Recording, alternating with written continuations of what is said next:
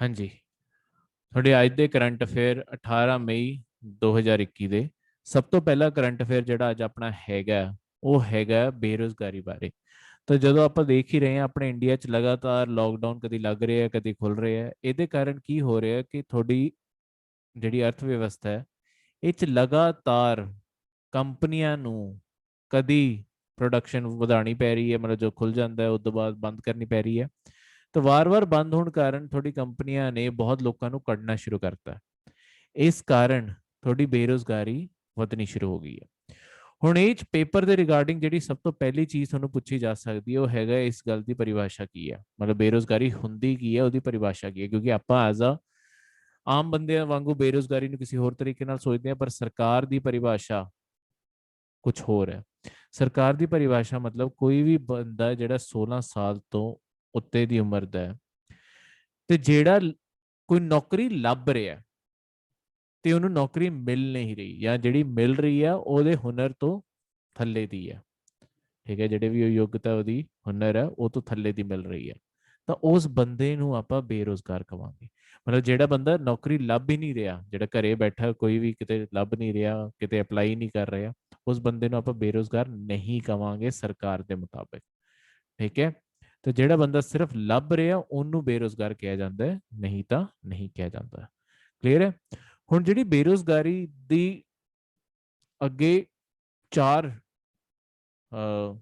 ਤਰੀਕੇ ਬੇਰੁਜ਼ਗਾਰੀ ਆਪਾਂ ਪੜ੍ਹ ਸਕਦੇ ਹਾਂ, ਚਾਰ ਪੰਜ ਤਰੀਕੇ ਆ ਇੱਥੇ, ਚਾਰ ਲਿਖੇ ਆ ਤੇ ਪੰਜਵਾਂ ਉਸ ਤੋਂ ਬਾਅਦ ਮੈਂ ਤੁਹਾਨੂੰ ਦੱਸਦਾ।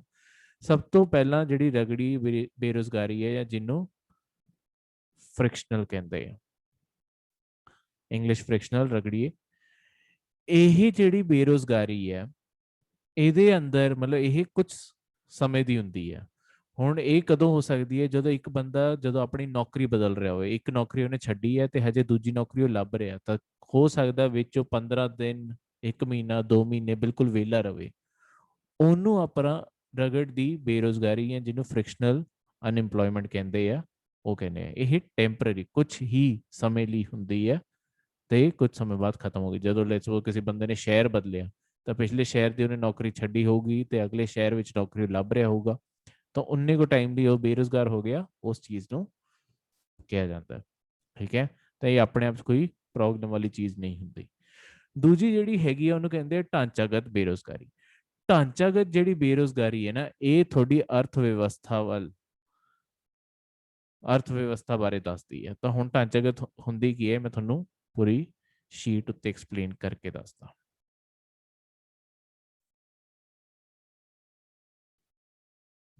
ਦੇਖੋ,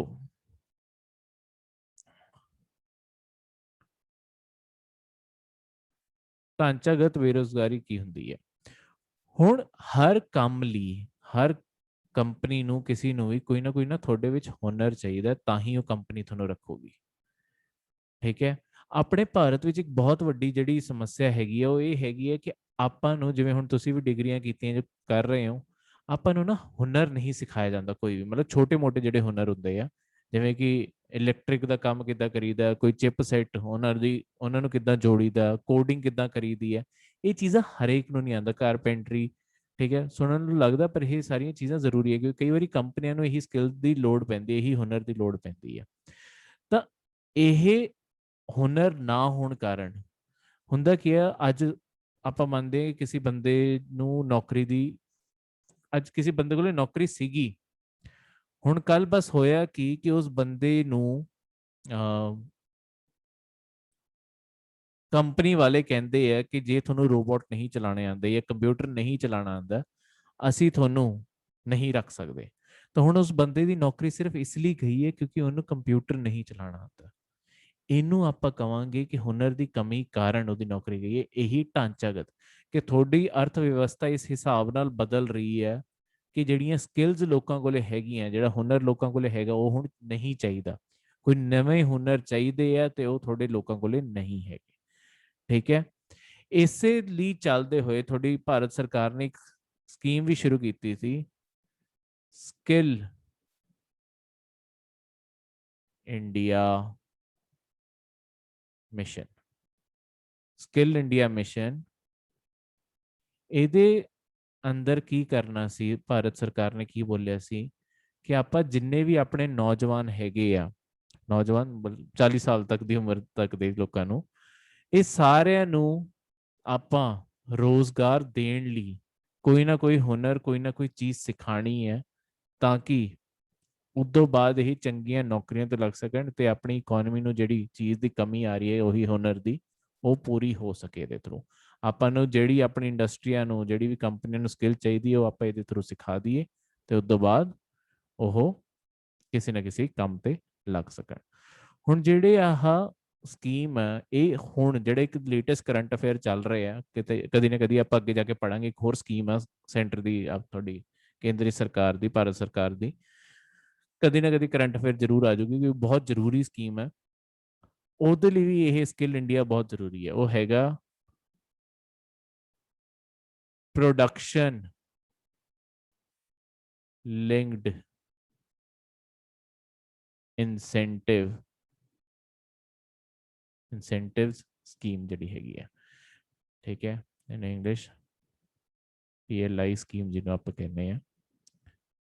ਇਹ ਜਿਹੜੀ ਸਕੀਮ ਹੈ, ਇਹ ਚ ਆਪਾਂ ਕਰ ਕੀ ਰਹੇ ਹਾਂ, ਸਾਰੀ ਦੁਨੀਆ ਦੀ ਕੰਪਨੀਆਂ ਨੂੰ ਕਹਿ ਰਹੇ ਹਾਂ ਕਿ ਤੁਸੀਂ ਭਾਰਤ ਵਿੱਚ ਆ ਕੇ ਨਿਵੇਸ਼ ਕਰੋ, ਭਾਰਤ ਵਿੱਚ ਆਪਣਾ ਪੈਸਾ ਲਗਾਓ, ਭਾਰਤ ਵਿੱਚ ਆਪਣੀਆਂ ਕੰਪਨੀਆਂ ਖੋਲੋ, ਇੱਥੇ ਪ੍ਰੋਡਕਸ਼ਨ ਲਾਈਨਾਂ ਲਗਾਓ, ਸਭ ਕੁਝ ਕਰੋ। ਪਰ ਜਦੋਂ ਹੁਣ ਤੁਸੀਂ ਬਾਹਰ ਦੀ ਕੰਪਨੀਆਂ ਨੂੰ ਕਹਿਣਾ, ਹੁਣ ਜਿਵੇਂ ਤੁਹਾਡੀ ਭਾਰਤ ਦੀ ਸਰਕਾਰ ਨੇ ਟੈਸਲਾ ਨੂੰ ਵੀ ਕਿਹਾ, ਠੀਕ ਹੈ, ਤੁਹਾਡੇ ਐਪਲ ਬਣਾਉਣ ਵਾਲੀ ਜਿਹੜੀ ਫੌਕਸਕੌਨ ਹੈ ਉਹਨੂੰ ਵੀ ਕਿਹਾ, ਹੋਰ LG, ਇਹ ਸਾਰੀ ਕੰਪਨੀਆਂ ਨੂੰ ਕਿਹਾ ਕਿ ਤੁਸੀਂ ਆਪਣੇ ਇੱਥੇ ਆ ਕੇ ਪਲਾਂਟ ਲਗਾਓ, ਇੱਥੇ ਚੀਜ਼ਾਂ ਬਣਾਓ।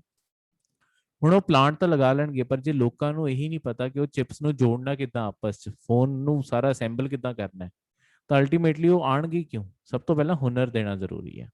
ਤਾਂ ਇਸ ਕਾਰਨ ਇਹ ਦੋਨੋਂ ਚੀਜ਼ਾਂ ਇੱਕ ਦੂਜੇ ਨਾਲ ਬਹੁਤ ਜੁੜੀਆਂ ਹੋਈਆਂ। PLI ਵਿੱਚ ਆਪਾਂ ਕੰਪਨੀਆਂ ਨੂੰ ਕਹਿ ਰਹੇ ਹਾਂ ਕਿ ਤੁਹਾਨੂੰ ਬਹੁਤ ਸਾਰੇ ਟੈਕਸ ਬੈਨੀਫਿਟ, ਇਦਾਂ ਦੀਆਂ ਚੀਜ਼ਾਂ ਦੇਵਾਂਗੇ ਕਿ ਟੈਕਸ ਥੋੜਾ ਘੱਟ ਕਰ ਦਾਂਗੇ, ਹਰ ਚੀਜ਼ ਘੱਟ ਕਰ ਦਾਂਗੇ, ਬਸ ਤੁਸੀਂ ਇੰਡੀਆ ਵਿੱਚ ਆ ਕੇ ਫੈਕਟਰੀਆਂ ਖੋਲੋ, ਕਿਉਂਕਿ ਫੈਕਟਰੀਆਂ ਇੰਡੀਆ ਲੱਗਣਗੀਆਂ ਤਾਂ ਨੌਕਰੀਆਂ ਆਣਗੀਆਂ। ਤਾਂ ਇਸ ਕਾਰਨ ਆਪਾਂ ਸਾਰੀ ਦੁਨੀਆ ਦੀ ਕੰਪਨੀਆਂ ਨੂੰ ਇਨਕਰੇਜ ਕਰ ਰਹੇ ਹਾਂ ਕਿ ਤੁਸੀਂ ਭਾਰਤ ਵਿੱਚ ਆ ਕੇ ਨਿਵੇਸ਼ ਕਰੋ, ਠੀਕ ਹੈ। ਇਸ ਕਾਰਨ ਇਹਦੇ ਥਰੂ ਆਪਾਂ ਇਹ ਢਾਂਚਾਗਤ ਜਿਹੜੀ ਬੇਰੁਜ਼ਗਾਰੀ ਹੈ ਘੱਟ ਕਰਨ ਦੀ ਕੋਸ਼ਿਸ਼ ਕਰ ਰਹੇ ਹਾਂ, ਠੀਕ ਹੈ। ਇਹ ਤੋਂ ਬਾਅਦ ਇਹ ਤੋਂ ਅਗਲੀ ਜਿਹੜੀ ਹੈਗੀ ਹੈ ਉਹ ਹੈਗੀ ਹੈ ਚੱਕਰੀ ਬੇਰੁਜ਼ਗਾਰੀ। ਇਹ ਕਿਹੜੇ ਚੱਕਰ ਦੀ ਗੱਲ ਹੋ ਰਹੀ ਹੈ? ਇਹ ਆਪਣੀ ਅਰਥ ਵਿਵਸਥਾ ਦੇ ਚੱਕਰ ਦੀ ਗੱਲ ਹੋ ਰਹੀ ਹੈ। ਦੇਖੋ, ਕੋਈ ਵੀ ਅਰਥ ਵਿਵਸਥਾ ਜਿਹੜੀ ਹੁੰਦੀ ਹੈ ਨਾ, ਉਹ ਇਦਾਂ ਨਹੀਂ ਹੁੰਦੀ ਕਿ ਸਾਰਾ ਸਾਲ ਹੀ ਡੁੱਬ ਰਹੀ ਹੋਊਗੀ ਜਾਂ ਸਾਰਾ ਸਾਲ ਹੀ, ਮਤਲਬ ਸਾਰਾ ਸਾਲ ਕਹਤਾ ਕਿ ਹਮੇਸ਼ਾ ਹੀ, ਜਾਂ ਇਹ ਨਹੀਂ ਹੈ ਕਿ ਹਮੇਸ਼ਾ ਹੀ ਇਕਨੋਮੀ ਚ, ਮਤਲਬ ਅਰਥ ਵਿਵਸਥਾ ਨੌਕਰੀਆਂ ਜਾਈ ਜਾ ਰਹੀਆਂ, ਤੇ ਇਦਾਂ ਦੇ ਵੀ ਕਦੀ ਕੋਈ ਹਾਲਾਤ ਨਹੀਂ ਹੁੰਦੇ ਕਿ ਹਮੇਸ਼ਾ ਹੀ ਲੋਕੀ ਪੈਸੇ ਕਮਾਈ ਜਾ ਰਹੇ ਆ, ਤੁਹਾਡਾ ਵਾਧਾ ਹੋ ਹੀ ਜਾ ਰਿਹਾ ਬਿਜ਼ਨਸ ਵਿੱਚ। ਹੁੰਦਾ ਕੀ ਹੈ, ਪੂਰੇ ਦੇਸ਼ ਦੀ ਜਿਹੜੀ ਅਰਥ ਵਿਵਸਥਾ ਉਹ ਨਾ ਇੱਕ ਸਾਈਕਲ ਵਾਂਗੂ ਚੱਲਦੀ ਆ। ਪਹਿਲਾਂ ਇੱਕ ਇਦਾਂ ਦਾ ਸਮਾਂ ਆਉਂਦਾ ਜਦੋਂ ਲਗਾਤਾਰ ਤੁਹਾਡੀ ਅਰਥ ਵਿਵਸਥਾ ਵੱਧਦੀ ਰਹੂਗੀ। ਦੇਖੋ, ਜਿਹੜੀ ਅਰਥ ਵਿਵਸਥਾ ਹੁੰਦੀ ਹੈ ਨਾ, ਉਹ ਦੋ ਚੀਜ਼ਾਂ ਉੱਤੇ ਚੱਲਦੀ ਹੈ। ਇੱਕ ਹੁੰਦੀ ਹੈ ਕਿ ਤੁਹਾਡੀ ਅਰਥ ਵਿਵਸਥਾ 'ਚ ਮੰਗ ਕਿੰਨੀ ਹੈ, ਜਿਹਨੂੰ ਆਪਾਂ ਇੰਗਲਿਸ਼ ਡਿਮਾਂਡ ਕਹਿੰਦੇ ਆ, ਤੇ ਦੂਜੀ ਹੈਗੀ ਹੈ ਕਿ ਤੁਹਾਡੀ ਪੂਰਤੀ ਕਿੰਨੀ ਹੈ, ਕਿ ਪਿੱਛੇ ਚੀਜ਼ਾਂ ਬਣ ਕਿੰਨੀਆਂ ਰਹੀਆਂ, ਜਿਹਨੂੰ ਆਪਾਂ ਸਪਲਾਈ ਕਹਿੰਦੇ ਆ। ਤਾਂ ਮੰਗ ਤੇ ਪੂਰਤੀ ਉੱਤੇ ਸਾਰੀਆਂ ਚੀਜ਼ਾਂ ਚੱਲਦੀਆਂ। ਹੁਣ ਜੇ ਤੁਹਾਡੀ ਪੂਰੀ ਅਰਥ ਵਿਵਸਥਾ ਵਿੱਚ ਮੰਗ ਹੀ ਨਹੀਂ ਹੈਗੀ, ਲੋਕੀ ਸਮਾਨ ਹੀ ਨਹੀਂ ਖਰੀਦ ਰਹੇ, ਜਿਵੇਂ 2020 ਦੇ ਸਟਾਰਟਿੰਗ ਯਾਦ ਹੋਊਗਾ ਤੁਹਾਨੂੰ, ਇਦਾਂ ਦੀਆਂ ਖਬਰਾਂ ਜਿਹੜੀਆਂ ਆਣੀਆਂ ਸ਼ੁਰੂ ਹੋਈਆਂ ਸੀ ਕਿ ਤੁਹਾਡੇ ਕਾਰ ਦੀ ਫੈਕਟਰੀ, ਆਹ ਕਦੀ ਸੁਜ਼ੂਕੀ ਨੇ 70,000 ਬੰਦੇ ਕੱਢਤੇ, ਇਹਨਾਂ ਨੇ ਆਹ ਫੈਕਟਰੀ ਬੰਦ ਕਰਤੀ, ਤੁਹਾਡੀ ਕਾਰ ਇੰਡਸਟਰੀ ਜਿੰਨੀ ਵੀ ਹੈਗੀ ਉਹ ਸਾਰੀ ਸਾਰੀ ਤਾਂ ਬੰਦ ਹੋਈ ਜਾ ਰਹੀ ਸੀ। ਉਹ ਕਿਉਂ ਲੋਕਾਂ ਨੂੰ ਨੌਕਰੀਆਂ ਤੋਂ ਕੱਢ ਰਹੇ ਸੀ? ਕਿਉਂਕਿ ਮੰਗ ਹੀ ਨਹੀਂ ਬਚੀ ਸੀ ਉਨੀ ਗੱਡੀਆਂ ਦੀ, ਲੋਕੀ ਗੱਡੀਆਂ ਨਹੀਂ ਖਰੀਦ ਰਹੇ ਸੀ, ਤਾਂ ਕੰਪਨੀਆਂ ਬਣਾਉਣਗੀਆਂ ਕਿਉਂ? ਤੇ ਕੰਪਨੀਆਂ ਜਦੋਂ ਗੱਡੀਆਂ ਬਣਾ ਨਹੀਂ ਰਹੀਆਂ ਤਾਂ ਲੋਕਾਂ ਨੂੰ ਰੱਖਣਗੀਆਂ ਕਿਉਂ? ਤਾਂ ਲੋਕਾਂ ਨੂੰ ਕੱਢਣਾ ਸ਼ੁਰੂ ਕਰ ਦਿੰਦੀ ਹੈ, ਠੀਕ ਹੈ। ਤਾਂ ਪੂਰੀ ਦੀ ਪੂਰੀ ਅਰਥ ਵਿਵਸਥਾ ਦੋ ਚੀਜ਼ਾਂ ਉੱਤੇ ਚੱਲਦੀ ਆ।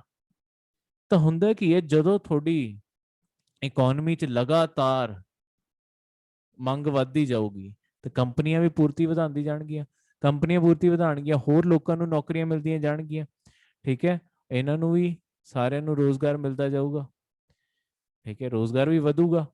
ਇੱਕ ਸਮਾਂ ਇਦਾਂ ਦਾ ਆਊਗਾ ਜਦੋਂ ਅਰਥ ਵਿਵਸਥਾ ਆਪਣੇ ਚਰਮ ਤੇ ਪਹੁੰਚ ਜਾਊਗੀ, ਜਿਹਨੂੰ ਆਪਾਂ ਵਾਧਾ ਕਵਾਂਗੇ, ਵਾਧੇ ਦੀ ਸਟੇਜ ਤੇ ਆ ਗਈ, ਜਦੋਂ ਸਭ ਕੁਝ ਇੱਕ ਤਰ੍ਹਾਂ ਨਾਲ, ਲੋਕਾਂ ਕੋਲੇ ਪੈਸਾ ਵੀ ਆ ਰਿਹਾ, ਜ਼ਿਆਦਾਤਰ ਲੋਕਾਂ ਕੋਲੇ ਨੌਕਰੀਆਂ ਵੀ ਹੈਗੀਆਂ, ਇਹ ਸਭ ਕੁਝ ਆ ਗਿਆ। ਫਿਰ ਹੁੰਦਾ ਕੀ ਹੈ, ਹੌਲੀ ਹੌਲੀ ਇਕੋਨਮੀ ਵਿੱਚ ਇਹ ਪੈਸਾ ਨਾ ਖਤਮ ਹੋਣ ਲੱਗਦਾ, ਕੋਈ ਨਾ ਕੋਈ ਪ੍ਰੋਬਲਮ ਆਉਣੀਆਂ ਸ਼ੁਰੂ ਹੋ ਜਾਂਦੀਆਂ, ਸਭ ਕੁਝ ਇਹ ਪੈਸਾ ਖਤਮ ਹੋਣ ਲੱਗ ਜਾਂਦਾ ਤੇ ਤੁਹਾਡੀ ਇਕੋਨਮੀ ਡੁੱਬਣੀ ਸ਼ੁਰੂ ਹੋ ਜਾਂਦੀ ਹੈ। ਸ਼ਾਇਦ ਬੈਂਕ 'ਚ ਪ੍ਰੋਬਲਮ ਆ ਰਹੀਆਂ ਹੋਣ ਜਾਂ ਹੋਰ, ਮਤਲਬ ਉਹ ਸਰਕਾਰ ਨੂੰ ਦੇਖਣਾ ਪੈਂਦਾ ਕੀ ਪ੍ਰੋਬਲਮ ਆ ਰਹੀ ਹੈ। ਇਹ ਉਨੀ ਦੇਰ ਤੱਕ ਫਿਰ ਲੋਕਾਂ ਦੀਆਂ ਨੌਕਰੀਆਂ ਜਾਣੀਆਂ ਸ਼ੁਰੂ ਹੋਣਗੀਆਂ, ਤੁਹਾਡੀ ਮੰਗ ਖਤਮ ਹੋਣੀ ਸ਼ੁਰੂ ਹੋਊਗੀ, ਤਾਂ ਫਿਰ ਆਬਵੀਅਸਲੀ ਇੱਥੇ ਵੀ ਲੋਕਾਂ ਨੂੰ ਕੱਢਿਆ ਜਾਊਗਾ। ਤਾਂ ਕਰਦੇ ਕਰਦੇ ਕਿੱਦਾਂ ਦੀ ਸਟੇਜ ਆਊਗੀ ਜਿੱਥੇ ਮੰਦੀ ਆ ਜਾਊਗੀ, ਤੁਹਾਡੀ ਮਾਰਕੀਟ ਪੂਰੀ ਮੰਦੀ ਚ ਆ ਜਾਊਗੀ, ਜਿਹਨੂੰ ਆਪਾਂ ਇੰਗਲਿਸ਼ ਰਿਸੈਸ਼ਨ ਕਹਿੰਦੇ ਆ।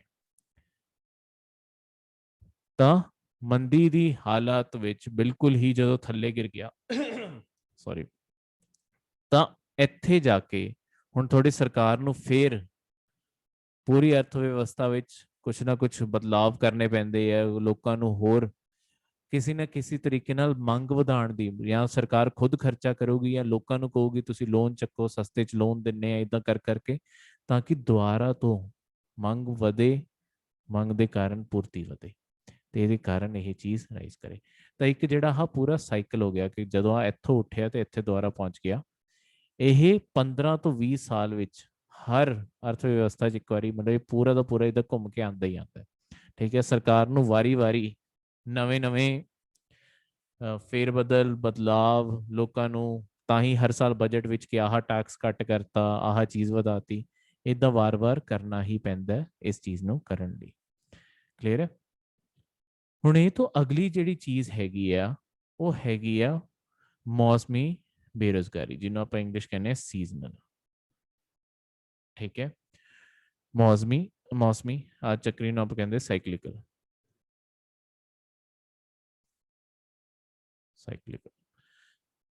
ਮੌਸਮੀ ਹੈ ਜਿਹਨੂੰ ਸੀਜ਼ਨਲ ਕਹਿੰਦੇ ਆ ਬੇਰੁਜ਼ਗਾਰੀ। ਇਹ ਤੁਸੀਂ ਅਕਸਰ ਤੁਹਾਡੇ ਖੇਤਾਂ 'ਚ ਆਪਾਂ ਦੇਖੀ ਹੁੰਦੀ ਹੈ ਕਿ ਜਦੋਂ ਤਾਂ ਆਪਣਾ ਕੁਝ ਜਾਂ ਆਪਾਂ ਬੀਜ ਰਹੇ ਆ ਜਾਂ ਜਦੋਂ ਆਪਣੀ ਵਾਢੀ ਹੋ ਰਹੀ ਹੈ, ਉਦੋਂ ਤਾਂ ਤੁਹਾਡੇ ਮਜ਼ਦੂਰਾਂ ਕੋਲੇ, ਲੇਬਰ ਕੋਲੇ ਕੰਮ ਹੈਗਾ, ਪਰ ਜਿਹੜੇ ਵਿੱਚ ਦਾ ਕੁਝ ਟਾਈਮ ਪੀਰੀਅਡ ਹੈਗਾ, ਜਿਹੜੇ ਵਿੱਚ ਦਾ ਕੁਝ ਸਮਾਂ ਹੁੰਦਾ ਹੈ, ਉਹਦੇ ਵਿੱਚ ਉਹਨਾਂ ਨੂੰ ਹੁਣ ਖੇਤਾਂ ਵਿੱਚ ਤਾਂ ਕੰਮ ਹੈ ਨਹੀਂ, ਤਾਂ ਉਸ ਟਾਈਮ ਉਹ ਬੇਰੁਜ਼ਗਾਰ ਹੋ ਜਾਂਦੇ ਆ। ਤਾਂ ਇਸ ਚੀਜ਼ ਨੂੰ ਆਪਾਂ ਮੌਸਮੀ ਕਹਿੰਦੇ ਕਿ ਜਦੋਂ ਕੰਮ ਹੈਗਾ ਉਦੋਂ ਤਾਂ ਲੋਕਾਂ ਕੋਲ ਨੌਕਰੀਆਂ ਹੈਗੀਆਂ, ਜਦੋਂ ਕੰਮ ਖਤਮ ਹੋ ਗਿਆ ਉਹਨਾਂ ਦੀਆਂ ਨੌਕਰੀਆਂ ਵੀ ਗਈਆਂ। ਇਹਨੂੰ ਆਪਾਂ ਸੀਜ਼ਨਲ ਕਹਿੰਦੇ ਆ। ਇਹਦੇ ਇਲਾਵਾ ਇੱਕ ਜਿਹੜੀ ਪੰਜਵੀਂ ਇੱਥੇ ਨਹੀਂ ਲਿਖੀ ਹੋਈ, ਪਰ ਆਪਾਂ ਮੈਂ ਤੁਹਾਨੂੰ ਕਿਹਾ ਸੀ ਮੈਂ ਤੁਹਾਨੂੰ ਦੱਸੂਗਾ, ਉਹ ਹੈਗੀ ਹੈ ਭੇਖੀ, ਜਾਂ ਜਿਹਨੂੰ ਇੰਗਲਿਸ਼ ਕਹਿੰਦੇ ਆ ਡਿਸਗਾਈਜ਼ਡ। ਭੇਖੀ ਦਾ ਮਤਲਬ ਛੁਪੀ ਹੋਈ। ਠੀਕ ਹੈ, ਜਿਹੜੀ ਦਿਖਦੀ ਨਹੀਂ। ਹੁਣ ਇਦਾਂ ਦੀ ਕਿਹੜੀ ਬੇਰੁਜ਼ਗਾਰੀ ਹੈ ਜਿਹੜੀ ਦਿਖਦੀ ਨਹੀਂ? ਇਹ ਬੇਰੁਜ਼ਗਾਰੀ ਇਦਾਂ ਦੀ ਹੈ, ਮਤਲਬ ਇਹਨੂੰ ਕਿਉਂ ਨਹੀਂ ਦਿਖਦੀ?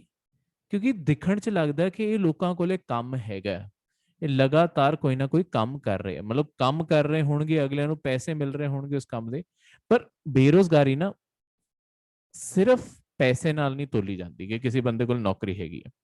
ਬੇਰੁਜ਼ਗਾਰੀ ਇਸ ਚੀਜ਼ ਨਾਲ ਵੀ ਤੋਲੀ ਜਾਂਦੀ ਹੈ ਕਿ ਜਿਹੜਾ ਉਹ ਬੰਦਾ ਕੰਮ ਕਰ ਰਿਹਾ ਉਹਦਾ ਐਕਚੁਅਲੀ ਕੋਈ ਮੁੱਲ ਹੈਗਾ ਜਾਂ ਨਹੀਂ ਹੈਗਾ। ਮਤਲਬ ਤੁਸੀਂ ਸਾਰਾ ਦਿਨ, ਹੁਣ ਮੈਂ ਮਾਰਨ ਨੂੰ ਸਾਰਾ ਦਿਨ ਦੀਵਾਰ ਤੇ ਧੱਕਾ ਮਾਰਦਾ ਰਹਾਂ, ਪਰ ਕੰਮ ਤਾਂ ਮੈਂ ਕੁਝ ਨਹੀਂ ਕੀਤਾ ਨਾ, ਦੀਵਾਰ ਹਿੱਲੀ ਥੋੜੀ ਹੈ ਮੇਰੀ ਧੱਕਾ ਮਾਰਨ ਨਾਲ। ਠੀਕ ਹੈ, ਹੁਣ ਇਹ ਮਤਲਬ ਇਹ ਤਾਂ ਚਲੋ ਮੈਂ ਕਿਸੇ ਨੂੰ ਧੱਕਾ ਮਾਰਨ ਦੇ, ਦੀਵਾਰ ਤੇ ਧੱਕਾ ਮਾਰਨ ਦੇ ਪੈਸੇ ਤਾਂ ਨਹੀਂ ਮਿਲਨੇ। ਆਪਾਂ ਇਹਦਾ ਐਗਜ਼ਾਮਪਲ ਲੈਨੇ ਕਿ ਖੇਤ ਵਿੱਚ ਇੱਕ ਪਰਿਵਾਰ ਦਾ ਹੀ ਖੇਤ ਸੀ, ਪਰਿਵਾਰ ਦੇ 5 ਬੰਦੇ ਉਸ ਖੇਤ 'ਚ ਲੱਗੇ ਹੋਏ ਆ। ਹੁਣ ਇਹ 5 ਬੰਦੇ ਮਿਲ ਕੇ ਜਿੰਨੇ ਸਾਲ ਦਾ ਉਗਾਈ ਕਰ ਰਹੇ ਆ, ਠੀਕ ਹੈ, ਪੂਰੀ ਜਿੰਨੀ ਪੈਦਾਵਾਰ 5 ਲੋਕਾਂ ਦੀ ਆ ਰਹੀ ਹੈ, ਜੇ 2 ਲੋਕ ਨਾ ਵੀ ਹੋਣ, ਜੇ 2 ਲੋਕ ਛੱਡ ਕੇ ਵੀ ਚਲੇ ਜਾਂਦੇ, ਤਾਂ ਵੀ ਪੈਦਾਵਾਰ ਉਨੀ ਹੀ ਰਹਿੰਦੀ ਹੈ। ਤਾਂ ਇੱਕ ਤਰੀਕੇ ਨਾਲ ਜਿਹੜੇ ਆਹ 2 ਬੰਦੇ ਸੀ, ਇਹਨਾਂ ਦਾ ਕੋਈ ਖੇਤਾਂ ਵਿੱਚ ਕੰਮ ਨਹੀਂ ਸੀ। ਠੀਕ ਹੈ, ਇਹ ਸਿਰਫ ਫਾਲਤੂ ਵਿੱਚ ਹੀ ਘੁੰਮ ਰਹੇ ਆ, ਮਤਲਬ ਕੋਈ ਵੀ 2 ਹੋ ਸਕਦੇ ਆ ਕਿ 3 ਬੰਦੇ ਵੀ ਕੰਮ ਕਰਨਗੇ ਉਨਾ ਹੀ ਕੰਮ ਹੋ ਰਿਹਾ, 5 ਬੰਦੇ ਕਰ ਰਹੇ ਉਨਾ ਹੀ ਕੰਮ ਹੋ ਰਿਹਾ, ਕੋਈ ਵਾਧਾ ਨਹੀਂ ਹੋ ਰਿਹਾ। ਤਾਂ ਇਹੀ 2 ਬੰਦੇ ਜਾ ਕੇ ਕਿਤੇ ਹੋਰ ਕੰਮ ਲੱਭਣਗੇ ਤੇ ਇਸ ਪਰਿਵਾਰ ਦੀ ਕਮਾਈ ਵੱਧ ਜੂਗੀ ਨਾ। ਇਹਨੂੰ ਕਹਿੰਦੇ ਆ ਡਿਸਗਾਈਜ਼, ਕਿਉਂਕਿ ਇਹ ਜਦ ਤੱਕ ਖੇਤ ਵਿੱਚ ਸੀਗੇ ਇਹਨਾਂ ਨੂੰ ਲੱਗ ਰਿਹਾ ਸੀ ਇਹ ਕੰਮ ਕਰ ਰਹੇ ਆ, ਠੀਕ ਹੈ, ਪਰ ਇਹਨਾਂ ਦੇ ਕੰਮ ਦਾ ਕੋਈ ਮੁੱਲ ਨਹੀਂ ਪੈ ਰਿਹਾ ਸੀ, ਕਿਉਂਕਿ 3 ਬੰਦਿਆਂ ਦਾ ਵੀ ਉਨਾ ਹੀ ਮੁੱਲ ਹੈ, 5 ਬੰਦਿਆਂ ਦਾ ਵੀ ਉਨਾ ਹੀ ਮੁੱਲ ਹੈ। ਇਹੀ ਜੇ 2 ਜਾ ਕੇ ਬਾਹਰ ਕਿਤੇ ਕੰਮ ਕਰਨਗੇ, ਪੂਰੇ ਪਰਿਵਾਰ ਦਾ ਕਮਾਈ ਦਾ ਜ਼ਰੀਆ ਜਿਹੜਾ ਹੈਗਾ ਉਹ ਵੱਧ ਜੂਗਾ। ਠੀਕ ਹੈ, ਇਹ ਸਾਰਾ ਇਸ ਤਰੀਕੇ ਨਾਲ ਹੈ। ਇੱਥੇ ਦਾ ਕੋਈ ਵੀ ਡਾਊਟ ਨਹੀਂ? ਹੁਣ ਨੈਕਸਟ ਹੈਗਾ ਰਾਜ ਦੀ ਵਿਧਾਨ ਪਰਿਸ਼ਦ, देखो विधान परिषद ਜਿਹੜਾ पूरा टॉपिक है ਇਹਨੂੰ मैं पूरी डिटेल ਵਿੱਚ ਤੁਹਾਨੂੰ ਸਮਝਾਣਾ ਹੈ ਕਿਉਂਕਿ ਇਹਦੇ ਉੱਤੇ ਕਈ ਵਾਰੀ ਕੁਐਸਚਨ ਬਣ ਸਕਦੇ ਹੁੰਦੇ ਆ। ਹੁਣ ਦੇਖੋ ਆਪਾਂ ਪਹਿਲਾਂ ਸੈਂਟਰ ਤੇ ਜਿਹੜਾ ਤੁਹਾਡੀ ਕੇਂਦਰੀ ਸਰਕਾਰ ਹੈ ਤੇ ਜਿਹੜੀ ਆਪਣੀ ਰਾਜ ਸਰਕਾਰ ਹੈ ਇਹਨਾਂ ਦਾ ਇੱਕ ਵਾਰੀ ਸਟਰਕਚਰ ਪੜ੍ਹਦੇ ਆ। ਜਿਹੜੀ ਕੇਂਦਰੀ ਸਰਕਾਰ ਆ ਉੱਥੇ ਵੀ ਇੱਕ ਸੰਸਦ ਹੈ। ਸੰਸਦ ਦੇ ਦੋ ਹਿੱਸੇ ਆ। ਦੋ ਕਿਹੜੇ ਹਿੱਸੇ ਆ? ਇੱਕ ਹੈਗਾ ਤੁਹਾਡਾ ਲੋਕ ਸਭਾ, ਦੂਜਾ ਹੈਗਾ ਰਾਜ ਸਭਾ। ਇਹਦੇ ਵਿੱਚੋਂ ਜਿਹੜੇ ਇਹ ਦੋ ਹਾਊਸ ਹੋ ਗਏ, ਜਿਹੜੀ ਚੀਜ਼ ਨੂੰ ਆਪਾਂ ਇਹਨਾਂ ਦੋਨਾਂ ਵਿੱਚੋਂ ਜਿਨ੍ਹਾਂ ਨੂੰ ਆਪਾਂ ਚੁਣਦੇ ਆ ਉਹ ਹੈਗਾ ਲੋਕ ਸਭਾ ਦੇ ਲੋਕਾਂ ਨੂੰ। ਆਪਾਂ 2019 ਚ ਵੋਟ ਪਾਈ ਸੀ ਆਖਰੀ, ਠੀਕ ਹੈ, ਉਦੋਂ 2019 ਚ ਤੁਸੀਂ ਲੋਕ ਸਭਾ ਨੂੰ ਵੋਟ ਪਾਈ ਸੀ। ਰਾਜ ਸਭਾ ਦੇ ਇਲੈਕਸ਼ਨ ਚ ਹਰ ਕੋਈ ਪਾਰਟਿਸਿਪੇਟ ਨਹੀਂ ਕਰਦਾ। ਇਹਦੀ ਜਦੋਂ ਚੋਣਾਂ ਹੁੰਦੀਆਂ ਉਦੋਂ ਹਰ ਕੋਈ ਪਾਰਟਿਸਿਪੇਟ ਨਹੀਂ ਕਰਦਾ। ਇਹਨਾਂ ਚ ਕੌਣ ਪਾਰਟਿਸਿਪੇਟ ਕਰਦੇ? ਜਿਹੜੇ ਆਪਣੇ ਸਟੇਟ ਵਿੱਚ ਐਮਐਲਏ ਹੁੰਦੇ ਆ ਨਾ, ਐਮਐਲਏ ਵੋਟ ਪਾਉਂਦੇ ਆ ਆਪਣੀ ਸਟੇਟ ਦੇ ਅੰਦਰ ਲੋਕਾਂ ਨੂੰ ਰਾਜ ਸਭਾ ਦੇ ਅੰਦਰ ਭੇਜਣ ਲਈ, ਜਿਹੜੇ ਤੁਹਾਡੇ ਐਮਐਲਏ ਹੁੰਦੇ ਆ, ਠੀਕ ਹੈ। ਤਾਂ ਉਹ ਵੋਟ ਪਾ ਕੇ ਆਪਣਾ ਮਤਦਾਨ ਕਰਕੇ ਇੱਥੇ ਭੇਜਦੇ ਆ, ਠੀਕ ਹੈ, ਰਾਜ ਸਭਾ ਵਿੱਚ। ਇਸੇ ਤਰੀਕੇ ਨਾਲ ਮਤਲਬ ਆਹ ਹੁਣ ਥੋੜਾ ਦੂਜਾ ਹਾਊਸ ਆ, ਪਹਿਲਾ ਹਾਊਸ ਆ। ਹੁਣ ਇਸੇ ਤਰੀਕੇ ਨਾਲ ਜਿਹੜੀ ਤੁਹਾਡੀ ਰਾਜ ਸਰਕਾਰਾਂ ਹੋ ਗਈਆਂ, ਆਪਣਾ ਸਟਰਕਚਰ ਜੋ ਸੈਂਟਰ ਵਿੱਚ ਹੁੰਦਾ ਨਾ ਉਦਾਂ ਦਾ ਹੀ ਸਟੇਟ ਵਿੱਚ, ਬਸ ਥੋੜਾ ਜਿਹਾ ਫਰਕ ਹੁੰਦਾ। ਹੁਣ ਰਾਜ ਵਿੱਚ ਨਾ ਦੋ ਹਾਊਸ ਫੇਰ ਹੁੰਦੇ ਆ ਹਰ ਸਟੇਟ ਦੇ ਅੰਦਰ। ਇੱਕ ਹੁੰਦਾ ਵਿਧਾਨ ਸਭਾ ਔਰ ਇੱਕ ਹੁੰਦਾ ਵਿਧਾਨ परिषद। विधान सभा का मतलब है इंग्लिश स्टेट लेजिस्लेटिव असेंबली, ते परिषद का मतलब है स्टेट लेजिस्लेटिव काउंसिल है जिहड़े। हुण ये दो, हुण तुसीं ज़्यादातर जिहड़ा स्टेट्स विच हमेशा सुनिया होगा ना, वो हमेशा विधान सभा ही होगी, क्योंकि ये ना सारी स्टेट्स विच है, ये सारी स्टेट्स विच बनी हुई है। पर जिहड़ी विधान परिषद है ना, इंडिया की हजे तक सिर्फ 6 स्टेट्स विच है, बाकियां विच नहीं है। ये सारियां भी वड्डियां स्टेट्स है, जिवें यूपी हो गया, बिहार हो गया, मध्य प्रदेश, महाराष्ट्र, कर्नाटका, ये जिहड़ियां वड्डियां साइज दीयां स्टेट है, इदां दी जगह ते ही एग्जिस्ट करती है, ठीक है, मध्य प्रदेश नहीं, ठीक है। तो इदां दी सारी जगह ते ही एग्जिस्ट करती है, सारे नहीं बनाते, क्योंकि इन्हां दे लोकां नूं हुण जिवें सभा दे लोक आ, असैंबली दे लोक है ना, तां ही इन्हां नूं MLA कहंदे आ। ਜਿਹੜੇ परिषद ਦੇ ਲੋਕ ਹੁੰਦੇ ਇਹਨਾਂ ਨੂੰ MLC ਕਹਿੰਦੇ ਆ, ਤਾਂ ਹੀ ਇਹ ਤੁਸੀਂ ਸੁਣਿਆ ਨਹੀਂ ਹੋਊਗਾ ਕਈਆਂ ਨੇ। ਤਾਂ ਇਹ ਆਪਣੀ परिषद ਆਪਾਂ ਪੋਲਿਟੀ ਦੇ ਸਬਜੈਕਟ ਵਿੱਚ ਆਪਾਂ ਪੂਰੀ ਡਿਟੇਲ ਵਿੱਚ ਵੀ ਪੜਾਂਗੇ ਕਿੱਦਾਂ ਕਿੱਦਾਂ ਕੰਮ ਕਰਦਾ, ਪਰ ਕਰੰਟ ਅਫੇਅਰਸ ਆਪਾਂ ਇੱਕ ਵਾਰੀ ਉੱਤੋਂ ਦੀ ਸਾਰਾ ਦੇਖ ਲਾਂਗੇ। ਤਾਂ ਹੁੰਦਾ ਕੀ ਹੈ, ਹੁਣ ਹਰ ਸਟੇਟ ਵਿੱਚ ਕਿਉਂ ਨਹੀਂ ਹੈ? ਪਹਿਲੀ ਗੱਲ ਤੇ ਫालतू ਦਾ ਖਰਚਾ ਹੁੰਦਾ, ਕਿਉਂਕਿ ਇਹਨਾਂ ਦੇ ਹੋਣ ਨਾਲ ਕੁਝ ਨਹੀਂ ਹੁੰਦਾ। ਬਸ ਜਿਹੜੇ ਹਾਰੇ ਹੋਏ, ਜਿਹੜੇ MLA ਬਣ ਚ ਹਾਰ ਜਾਂਦੇ ਇਲੈਕਸ਼ਨ ਚ, ਉਹਨਾਂ ਨੂੰ ਇੱਥੇ ਭੇਜ ਦਿੰਦੇ ਹੁੰਦੇ ਬਸ ਖੁਸ਼ ਕਰਨ ਲਈ। ਤਾਂ ਇਦਾਂ ਤਾਂ ਵੈਸੇ ਫालतू ਹੀ ਹੈ, ਇਹਦੀ ਲੋੜ ਨਹੀਂ ਹੈ। ਚਾਹੇ ਰਾਜ ਸਭਾ ਦਾ ਜਿਵੇਂ ਸੈਂਟਰ ਵਿੱਚ ਕੰਮ ਤਾਂ ਵੀ ਹੈਗਾ, ਇਹ ਬੇਕਾਰ ਹੀ ਹੈ, ਇਹਦਾ ਕੋਈ ਕੰਮ ਨਹੀਂ ਹੁੰਦਾ ਤੇ ਫालतू ਦਾ ਖਰਚਾ, ਇਸ ਲਈ ਸਾਰੀਆਂ ਸਟੇਟਾਂ ਬਣਾਉਂਦੀਆਂ ਵੀ ਨਹੀਂ ਆ। ਪਰ ਹੁਣ ਜਿਹੜੀਆਂ ਸਟੇਟਾਂ ਬਣਾਉਂਦੀਆਂ, ਚਲੋ ਉਹਨਾਂ ਨੇ ਕਿਸੇ ਨੂੰ ਖੁਸ਼ ਕਰਨਾ ਹੋਊਗਾ।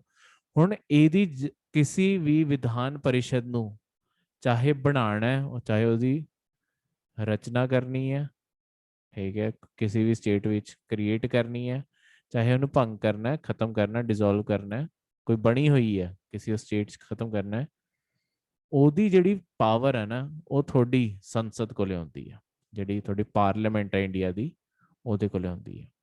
ਹੁੰਦਾ ਕੀ ਹੈ, ਥੋੜਾ पूरा प्रोसैस ਤੁਹਾਨੂੰ याद रखना जरूरी है, तो मैं ਤੁਹਾਨੂੰ पूरा प्रोसैस ਦੱਸਦਾ ਕਿੱਦਾਂ ਕੰਮ ਕਰਦਾ। ਹੁਣ ਸਭ ਤੋਂ ਪਹਿਲਾਂ ਆਪਾਂ ਇਦਾਂ ਹੀ ਸ਼ੁਰੂ ਕਰਦੇ ਹਾਂ ਕਿ ਇਹਨੂੰ ਬਣਾਉਣਾ ਜਾਂ ਖਤਮ ਕਰਨਾ, ਦੋਨੋਂ प्रोसैस सेम है, कुछ भी लगा के ਚੱਲ ਲਓ। ਸਭ ਤੋਂ ਪਹਿਲਾਂ ਜਿਹੜੀ ਤੁਹਾਡੀ ਵਿਧਾਨ ਸਭਾ ਸੀ, ਇਹ ਤਾਂ ਹੁਣ ਮੈਂ ਤੁਹਾਨੂੰ ਦੱਸਿਆ ਹਰ ਸਟੇਟ ਦੇ ਅੰਦਰ ਹੀ ਹੁੰਦੀ ਹੈ, ਤੇ ਇਹ ਤਾਂ ਹਮੇਸ਼ਾ ਹੀ ਰਹਿੰਦੀ ਹੈ, ਸਭਾ ਤਾਂ ਹਮੇਸ਼ਾ ਹੀ ਰਹਿੰਦੀ ਹੈ। ਵਿਧਾਨ ਸਭਾ ਨੂੰ ਕੀ ਕਰਨਾ ਹੁੰਦਾ? ਵਿਧਾਨ ਸਭਾ ਨੂੰ ਆਪਣੇ ਅੰਦਰ ਨਾ ਇੱਕ ਬਿੱਲ ਸ਼ੁਰੂ ਕਰਨਾ ਹੁੰਦਾ। ਬਿੱਲ ਦੇ ਅੰਦਰ ਹੁੰਦਾ ਕੀ ਹੈ ਕਿ ਉਹ ਇੱਕ ਤਰੀਕੇ ਨਾਲ ਕਹਿੰਦੇ ਕਿ ਅਸੀਂ ਵਿਧਾਨ परिषद ਬਣਾਉਣਾ ਚਾਹੁੰਦੇ ਹਾਂ, ਇਹਦੇ ਉੱਤੇ ਆਪਾਂ ਵੋਟ ਪਾਵਾਂਗੇ। ਕੋਈ ਵੀ ਕੰਮ ਵਿਧਾਨ ਸਭਾ ਜਾਂ ਵਿਧਾਨ परिषद ਵਿੱਚ ਵੀ, ਥੋੜੀ ਮਤਲਬ ਜਿੰਨੀ ਵੀ ਸੰਸਦ ਵਿੱਚ ਵੀ ਬਿਨਾਂ ਵੋਟ ਤੇ ਨਹੀਂ ਹੁੰਦਾ। ਹੁੰਦਾ ਕਿ ਜਿੰਨੇ ਲੋਕੀ ਹੁੰਦੇ ਆ ਅੰਦਰ ਬੈਠੇ ਹੋਏ, ਉਹ ਸਾਰਿਆਂ ਤੋਂ ਵੋਟ ਪਵਾਈ ਜਾਂਦੀ ਹੈ। जे ज्यादातर लोग एग्री करते हैं, हाँ बोलते हैं, तो उस चीज़ ਨੂੰ ਪਾਸ ਮੰਨ ਲਿੱਤਾ ਜਾਂਦਾ। ਤਾਂ ਜਿਹੜਾ ਇੱਥੇ ਆਹ ਬਿੱਲ ਹੈ, ਇਹਨੂੰ ਪਾਸ ਕਰਨ ਲਈ ਨਾ ਹੁਣ ਹੁੰਦਾ ਕੀ ਹੈ, ਅੱਡ-ਅੱਡ ਬਿੱਲ ਪਾਸ ਕਰਨ ਲਈ ਨਾ ਅੱਡ-ਅੱਡ ਟਾਈਪ ਦੀ ਬਹੁਮਤ ਚਾਹੀਦੀ ਹੁੰਦੀ ਹੈ। ਆ ਜਿਹੜਾ ਇਹਨੂੰ ਬਣਾਉਣ ਦੀਆਂ ਖਤਮ ਕਰਨ ਦਾ ਜਿਹੜਾ ਬਿੱਲ ਹੈ, ਉਹਦੇ ਵਿੱਚ ਆਪਾਂ ਨੂੰ ਚਾਹੀਦੀ ਹੈ ਵਿਸ਼ੇਸ਼ ਬਹੁਮਤ। ਵਿਸ਼ੇਸ਼ ਯਾਨੀ ਕਿ ਇੰਗਲਿਸ਼ ਵਿੱਚ ਜਿਹਨੂੰ ਆਪਾਂ ਕਹਿੰਦੇ ਆ ਸਪੈਸ਼ਲ ਮੈਜੋਰਿਟੀ। ਅੱਡ-ਅੱਡ ਮੈਜੋਰਿਟੀਜ਼ ਹੁੰਦੀਆਂ। ਇਹ ਹੁਣ ਵਿਸ਼ੇਸ਼ ਬਹੁਮਤ ਕੀ ਹੁੰਦੀ ਹੈ, ਇਹਦੇ ਅੰਦਰ ਨਾ ਦੋ ਤਰੀਕੇ ਦੀਆਂ ਬਹੁਮਤ ਇਕੱਠੇ ਇੱਕੋ ਟਾਈਮ ਤੇ ਵੋਟ ਇੱਕ ਵਾਰੀ ਪਊਗੀ, ਦੋਨੋਂ ਦੀ ਮੈਜੋਰਿਟੀ ਇੱਕੋ ਵਾਰੀ ਚ ਹਾਸਲ ਕਰਨੀ ਹੈ। ਇਹ ਚ ਹੁੰਦਾ ਕੀ ਹੈ, ਇੱਕ ਹੁੰਦਾ ਕਿ ਜਿੰਨੇ 50% ਤੋਂ ਬਸ ਇੱਕ ਬੰਦਾ ਜ਼ਿਆਦਾ ਕੁੱਲ ਬੰਦਿਆਂ ਦਾ, ਜਿੰਨੇ ਵੀ ਟੋਟਲ ਬੰਦੇ ਹੈਗੇ ਆ ਪੂਰੇ ਉਹ ਚ, ਇਹ ਹੁੰਦੀ ਹੈ ਇਹਨੂੰ ਇੰਗਲਿਸ਼ ਜਿਹਨੂੰ ਟੋਟਲ ਮੈਜੋਰਿਟੀ ਕਹਿੰਦੇ ਆ। ਇਹ ਹੈ ਕਿ ਲੈਟਸ ਸਪੋਜ਼ ਆਪਣੀ ਕਿਸੇ ਸਟੇਟ ਲੈਜਿਸਲੇਟਿਵ ਅਸੈਂਬਲੀ ਯਾਨੀ ਕਿ ਵਿਧਾਨ ਸਭਾ ਵਿੱਚ 500 ਸੀਟਾਂ ਸੀ। ਹੁਣ 500 ਸੀਟਾਂ ਦਾ 50% ਤੋਂ ਬਸ ਇੱਕ ਬੰਦਾ ਜ਼ਿਆਦਾ ਤੋਂ ਹਾਂ ਬੁਲਵਾਣੀ ਹੈ, ਯਾਨੀ ਕਿ ਇੱਥੇ ਨੰਬਰ ਕੀ ਹੋ ਗਿਆ 251 ਬੰਦਿਆਂ ਤੋਂ ਹਾਂ ਬੁਲਵਾ ਦਿਓ। ਜੇ ਉਹਨਾਂ ਨੇ ਹਾਂ ਬੋਲਤੀ ਤੇ ਮੰਨਿਆ ਜਾਂਦਾ ਹੈ ਕਿ ਹਾਂ ਟੋਟਲ ਮੈਜੋਰਿਟੀ ਜਾਂ ਕੁੱਲ ਬਹੁਮਤ ਮਿਲ ਗਈ ਹੈ। ਦੂਜਾ ਹੁੰਦਾ 2/3 ਜਿਹੜੇ ਲੋਕ ਆਏ ਆ, ਜਿਹੜੇ ਉੱਥੇ ਮੌਜੂਦ ਹੈ ਤੇ ਜਿਹੜੇ ਵੋਟਿੰਗ ਵੀ ਕਰ ਰਹੇ ਆ। ਹੁਣ ਹੁੰਦਾ ਕੀ ਹੈ, ਮੌਜੂਦ ਯਾਨੀ ਕਿ ਕਈ ਲੋਕ ਤਾਂ ਛੁੱਟੀ ਮਾਰ ਕੇ ਬੈਠੇ ਹੋਣੇ ਆ। ਹੁਣ ਜਿੰਨੇ ਲੋਕ ਆਏ ਆ, ਹੁਣ ਆਪਾਂ ਇਹ ਲਗਾ ਕੇ ਚੱਲਦੇ ਆ 500 ਵਿੱਚੋਂ 400 ਆ ਗਏ ਸੀ, ਠੀਕ ਹੈ, ਤੇ ਉਦੋਂ ਬਾਅਦ ਵੋਟਿੰਗ ਵੀ ਕਰ ਰਹੇ। ਹੁਣ ਵੋਟਿੰਗ ਕਰਨ ਦਾ ਕੀ ਮਤਲਬ ਹੁੰਦਾ ਹੈ, ਦੇਖੋ ਐਕਚੁਅਲੀ ਨਾ ਸਾਰੇ ਲੋਕ ਵੋਟ ਨਹੀਂ ਪਾਉਂਦੇ। ਕੋਈ ਵੀ ਜਿਹੜਾ ਉੱਥੇ ਜਾਂਦਾ ਉਹਦੇ ਕੋਲ ਨਾ ਤਿੰਨ ਆਪਸ਼ਨ ਆ, ਉਹ ਹਾਂ ਚ ਜਵਾਬ ਦੇ ਸਕਦਾ, ਆਪਣੀ ਨਹੀਂ ਕਹਿ ਸਕਦਾ, ਜਾਂ ਉਹ ਵੋਟ ਪਾਉਣ ਤੋਂ ਹੀ ਪਰਹੇਜ਼ ਕਰ ਸਕਦਾ ਕਿ ਮੈਂ ਵੋਟ ਹੀ ਨਹੀਂ ਪਾਣੀ। ਤਾਂ ਇਹਨੂੰ ਵੋਟ ਨਹੀਂ ਗਿਣਿਆ ਜਾਂਦਾ ਜੇ ਬੰਦਾ ਪਰਹੇਜ਼ ਕਰ ਗਿਆ। ਹਾਂ ਜਾਂ ਨਾ ਵਾਲੇ ਨੂੰ ਆਪਾਂ ਮੰਨਾਂਗੇ ਕਿ ਉਹ ਵੋਟਿੰਗ ਕਰ ਰਿਹਾ। ਤਾਂ ਆਪਾਂ ਇਹ ਕਹਿੰਨੇ ਕਿ ਪਹਿਲਾਂ ਮੌਜੂਦ ਜਿਹੜੇ ਉੱਥੇ ਆਏ ਸੀ ਉਹ 400 ਬੰਦਾ ਸੀ। ਹੁਣ ਇਹ 400 ਬੰਦੇ ਤੋਂ ਬਾਅਦ ਵੋਟਿੰਗ ਜਿੰਨਿਆਂ ਨੇ ਕੀਤੀ ਉਹ ਬਚੇ ਸਿਰਫ 300 ਲੋਕ, ਠੀਕ ਹੈ। 300 ਲੋਕ ਇਦਾਂ ਦੇ ਬਚੇ ਜਿਨ੍ਹਾਂ ਨੇ ਵੋਟ ਪਾਈ। ਤਾਂ ਹੁਣ 300 ਬੰਦੇ ਜਿਹੜੇ ਆ ਹੈਗੇ ਆ, ਇਹਨਾਂ ਦਾ ਤੁਹਾਨੂੰ 2/3 ਹਾਂ ਬੁਲਵਾਉਣੀ ਪੈਣੀ ਹੈ। ਤਾਂ 300 ਬੰਦਿਆਂ ਦਾ 2/3 ਯਾਨੀ ਕਿ 199, ਚਲੋ 98 ਐਗਜ਼ੈਕਟ, ਠੀਕ ਹੈ। ਤਾਂ ਘੱਟੋ ਘੱਟ 198 ਲੋਕਾਂ ਤੋਂ ਹਾਂ ਬੁਲਵਾਉਣੀ ਪੈਣੀ ਹੈ, ਤਾਂ ਹੀ ਇਹ ਚੀਜ਼ ਜਾ ਕੇ ਮੰਨੀ ਜਾਊਗੀ, ਠੀਕ ਹੈ। ਤਾਂ ਹੁਣ ਇੱਥੇ ਯਾਨੀ ਕਿ ਵੋਟ ਇੱਕੋ ਟਾਈਮ ਤੇ ਪਊਗੀ। ਹੁਣ ਜਿਹੜਾ ਵੀ ਇਹਨਾਂ ਵਿੱਚ ਵੱਡਾ ਨੰਬਰ ਹੋਊਗਾ ਉਹ ਚੀਜ਼ ਆਪਣੇ ਆਪ ਹੋ ਜਾਊਗੀ, ਯਾਨੀ ਕਿ 251 ਲੋਕਾਂ ਨੇ ਇੱਥੇ ਹੱਥ ਖੜਾ ਕਰਤਾ ਤਾਂ ਆਬਵੀਅਸਲੀ 198 ਦਾ ਤਾਂ ਆਪਣੇ ਆਪ ਹੀ ਹਾਂ ਹੋਗੀ, ਠੀਕ ਹੈ। ਤਾਂ ਕਈ ਵਾਰੀ ਆਹ ਨੰਬਰ ਵੱਡਾ ਹੋ ਜਾਂਦਾ, ਕਈ ਵਾਰੀ ਆ ਲੈਟਸ ਪੂਰੇ 500 ਲੋਕ ਵੋਟ ਪਾਣ ਆ ਜਾਂਦੇ, ਆਹ ਨੰਬਰ ਜ਼ਿਆਦਾ ਵੱਡਾ ਜੰਪ ਕਰ ਜਾਂਦਾ, ਠੀਕ ਹੈ, ਕਿਉਂਕਿ ਮੌਜੂਦ ਜ਼ਿਆਦਾ ਹੋ ਗਏ, ਵੋਟ ਜ਼ਿਆਦਾ ਪਾ ਰਹੇ ਆ, ਤਾਂ ਆਹ ਨੰਬਰ ਆਪਣੇ ਆਪ ਵੱਡਾ ਹੋ ਜਾਂਦਾ। ਹੁਣ ਹੁੰਦਾ ਕੀ ਹੈ, ਜਦੋਂ ਕੋਈ ਵੀ ਡਾਊਟ ਹੋਇਆ ਪੁੱਛ ਲਿਓ ਫਿਰ ਦੱਸ ਦੂੰਗਾ। ਹੁਣ ਜਿਵੇਂ ਹੀ ਆ ਵੋਟ ਪਈ, ਇਸ ਤੋਂ ਬਾਅਦ ਜਦੋਂ ਲੈਟਸ ਸਪੋਜ਼ ਆਪਾਂ ਮੰਨ ਲੈਂਦੇ ਹਾਂ ਕਿ ਦੋਨਾਂ ਨੇ ਹਾਂ ਕਰਤੀ, ਪਾਸ ਹੋ ਗਿਆ, ਆ ਵੋਟ ਹਾਂ ਚ ਹੋ ਗਈ ਕਿ ਹਾਂ ਅਸੀਂ ਬਣਾਉਣਾ ਹੈ। ਇਸ ਤੋਂ ਬਾਅਦ ਇਹੀ ਬਿੱਲ ਜਾਂਦਾ ਹੈ ਤੁਹਾਡੇ ਸੰਸਦ ਕੋਲੇ, ਯਾਨੀ ਕਿ ਲੋਕ ਸਭਾ ਤੇ ਰਾਜ ਸਭਾ ਨੇ ਵੀ ਵੋਟ ਪਾਣੀ ਹੈ। ਉਹ ਪਾਉਂਦੇ ਆ, ਇਹ ਤਾਂ ਥੋੜੀ ਜੀ ਹੁੰਦੀ ਹੈ ਜਿਹਨੂੰ ਆਪਾਂ ਸਧਾਰਨ ਬਹੁਮਤ ਕਹਿੰਦੇ ਆ, ਠੀਕ ਹੈ। ਸਧਾਰਨ ਬਹੁਮਤ ਜਿਹਨੂੰ ਇੰਗਲਿਸ਼ ਸਿੰਪਲ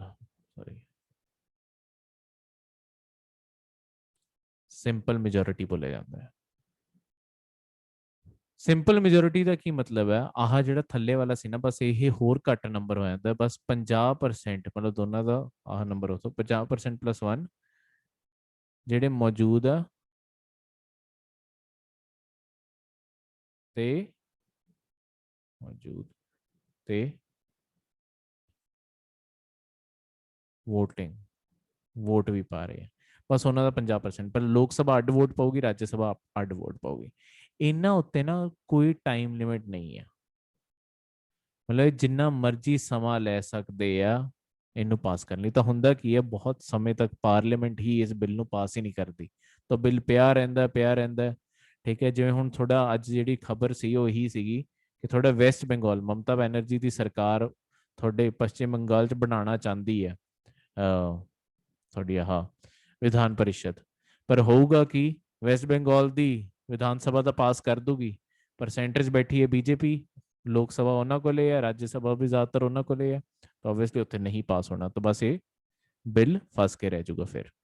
ਠੀਕ ਹੈ, ਰਾਜ ਸਰਕਾਰ ਕੇਂਦਰ ਦੀ ਸਰਕਾਰ ਨੂੰ ਮਜਬੂਰ ਨਹੀਂ ਕਰ ਸਕਦੀ, ਸੰਸਦ ਦੀ ਆਪਣੀ ਮਰਜ਼ੀ ਹੈ ਉਹ ਬਿੱਲ ਪਾਸ ਕਰੇ ਜਾਂ ਨਾ ਕਰੇ।